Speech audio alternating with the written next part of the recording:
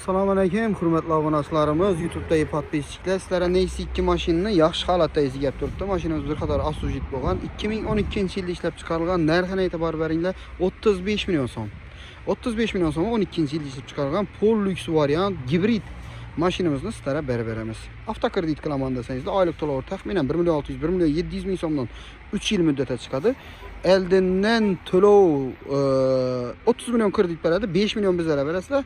Notarius qaysini qilib olasizlar. Ya'ni generalniy olaman desangizda generalniy olasizlar. Оформление qilaman desangizda оформление qilasizlar. Shunga yetadigan rasxodni olib kelasizlar. Esa mashinamizni sizlarga 35 million so'mga qo'yib berdik. Mashinalari, balonlari akkuratlik holatda, 250 ming kilometr yurgan, ishlari normal, hech yerida zangi cho'riki yo'q. Mashinamiz bir qator asujit bo'lgan, e'tibor beringlar. Zanglari yo'q, mashina normal bo'lib turibdi. Mashina prямо egadan generalniy davnis beriladi xohlasanizlar. Esa sizlarga 2012-yil Nexia 2 mashinani 35 million so'mga qo'yib beramiz.